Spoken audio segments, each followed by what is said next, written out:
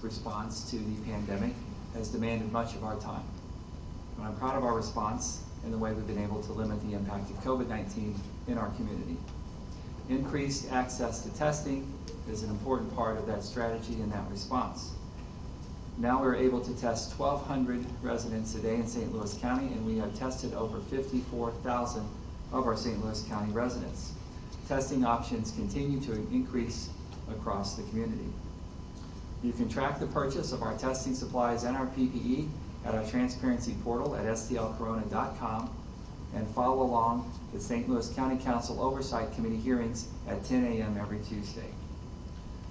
Starting Monday, we encourage anyone in St. Louis County who has frequent contact with those outside of your household to be tested for COVID-19. Even if you don't have any symptoms or you have had no contact with anyone who is known to be COVID-19 positive. You can obtain these tests at the John C. Murphy Clinic in Berkeley or in the South County Clinic in Sunset Hills starting Monday. These are at no cost to the patient. There remain several testing options in St. Louis County from other sources, and those may have different criteria for testing. They may vary from testing site to testing site. Early in the pandemic, the Department of Public Health was limited in their testing to symptomatic patients or those who had had a known response to a known contact with someone who was COVID-19 positive. Our ability to purchase more tests has allowed us to expand our testing capacity, and we're now focusing on containment. We're especially interested in those who do not have symptoms but should be tested because they have contact with others outside of their household and may have the ability to transmit COVID-19 to others unknowingly. It's important to remember that even if you are not worried about COVID-19, you should be tested to protect other people. The goal is to detect cases among those likely to transmit COVID-19 to others, those who may be in public-facing positions, such as working in nursing homes, hospital settings, grocery store workers, or delivery drivers, anyone with frequent contact with those outside of their household. Detection and identification of COVID-19 in people without symptoms is very important to prevent the spread in our community. So the Department of Public Health is offering free testing regardless of your ability to pay at either of our locations, and you may call 615-0574. That is 615-0574 for an appointment. We have the ability to test 150 patients per day and have the test results back in 48 hours. St. Louis County Department of Public Health also provides primary care, dental care, mental health services, substance abuse treatment services, and other programs. In addition to our central location, our location in Berkeley and our South County location in Sunset Hills will start seeing patients again on Monday. We will also be accepting new patients, so if you don't have a doctor, or if you've lost your health insurance or your access to medical care because of this pandemic, we encourage you to call and make an appointment. And that number is 615-0560, 615-0560 for an appointment in the St. Louis County Department of Public Health. We see over 35,000 patients every year in St. Louis County, and we are committed to taking care of our St. Louis County residents. We had planned in early March to update St. Louis County on the opioid epidemic and our response. But of course, our first case of COVID-19 was diagnosed in early March, and we had diverted our attention to this epidemic. But I don't want the important information and reports of what's happening with the opioid epidemic in our community to become unreported. We know that this opioid epidemic has had a devastating impact on our region and our country. And like COVID-19, it has a disproportionate impact on our African American community.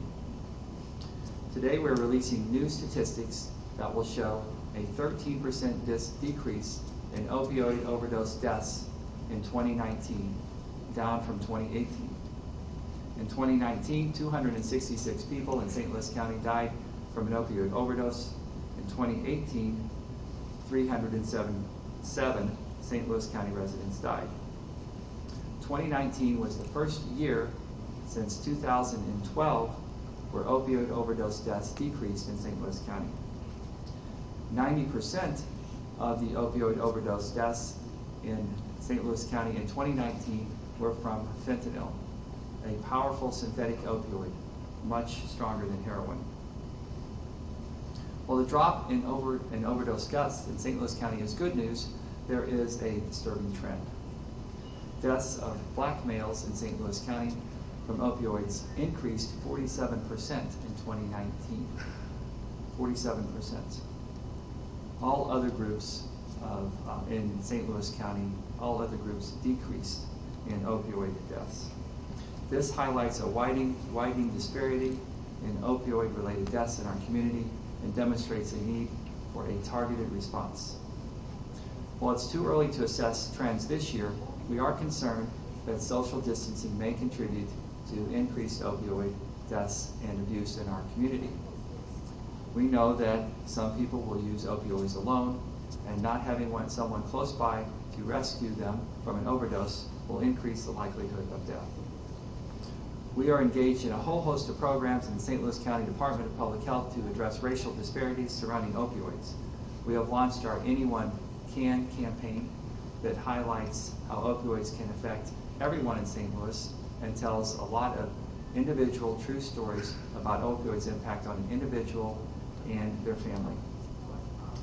Diverse community voices are highlighted, and we have concentrated this campaign in North St. Louis County. For more information, you can visit anyonecanstl.org. Narcan is also available in our St. Louis County clinics. We know that Narcan can reverse an opioid-related overdose. This medication is available for free at all of our St. Louis County Public Health Clinic locations, Monday through Friday. You can visit recoverstl.com, that is recoverstl.com, to learn how to access free Narcan from St. Louis County Department of Public Health. We remain committed to addressing the opioid crisis in St. Louis County as part of our public health emergency. As chairman of the St. Louis County Council in 2017, I sponsored and passed legislation to create the prescription drug monitoring program in St. Louis County. Since 2017, 74 other counties and jurisdictions in Missouri have subscribed to our program and participate in this prescription drug monitoring program, and this covers 84% of Missouri residents and 94% of our healthcare providers in Missouri. Missouri remains the only state in the country without a statewide prescription drug monitoring program. And I would be glad to answer any questions. Going to the announcement of the two county clinics, so that basically means like starting Monday, the county will be testing asymptomatic people. Or are they already doing that right now? So the county will start testing asymptomatic county residents on Monday with an appointment, but you have to call to get an appointment. We have in the past concentrated our testing on symptomatic patients and patients who have a known exposure to someone who has COVID-19. But as we have been able to purchase more tests, we are going to focus on a containment model and start testing people who do not have symptoms but may have a public-facing job, or others who just want to be tested. I've heard some of my colleagues who have tried to get tested in the city where they're also basically offering a similar service, like the wait times are very long and it's very difficult to get through to the phone number you just mentioned. What precautions is the county taking to make sure that the appointment call centers don't get overloaded? Well, we have recruited extra resources for our St. Louis County Public Health Clinics to man the phones to make sure that someone is there. But if someone doesn't pick up, we'll get back to you. If there is a delay in getting tests, we can test 150 patients a day at St. Louis County Clinics. If there is more volume than that, then we'll look for other resources or to try and refer people to other sources in the community who can provide a test. There's expected to be a pretty large protest tonight in Florissant based off the video of the Florissant police detective hitting a man with a car. I know there's been protests over the last few nights, but it's expected to be a larger than one. tonight, and I understand that this is a municipal police department and wasn't the county police department involved, but number one, is the county police going to be involved in any security measures tonight? And number two, have you seen the video in particular, and do you have any reaction to what's going on? Well, certainly I've seen the video and it's disturbing, and we're all waiting to see the Florissant's Police Department's response in that investigation and the results of that investigation. I'm not surprised that there are people who are upset by that. And you know, this is a trend we're seeing across the country. More video is available, more of these interactions are documented, and I think it requires you know, a rapid response and an appropriate response by the Florissant Police Department. If St. Louis County is asked to help, we will.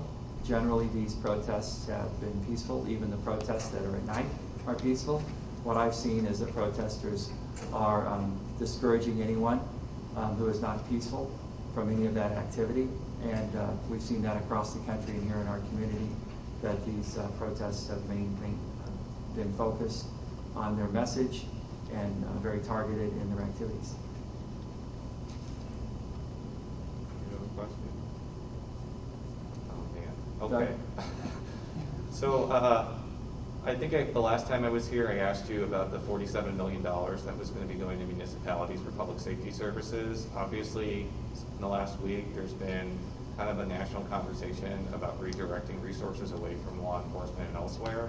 Is that something that you still are planning to do with the CARES Act money? Because I understand like the rhetorical aversion to doing that, but I also understand that a lot of municipalities are really hurting right now, and that could be seen as a relief valve during COVID-19. What's the status of that money? Well, the $47 million that was requested from municipal police departments has been set aside while we try and find the proper process to manage their requests and make sure that it can be done within the limits of federal law, because there are very strict guidelines on how that money can pass through to political subdivisions within a county. And those strict guidelines we're reviewing. We're going through that with our attorneys to make sure that we follow that, because if we don't follow those strict guidelines, then we would have to return that money to the federal government. And that means that it can't be used to supplant things that are already budgeted.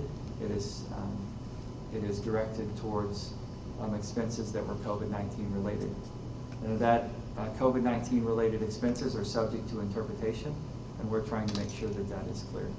But we do want to try and help our municipal partners in the community if we can with some of their costs.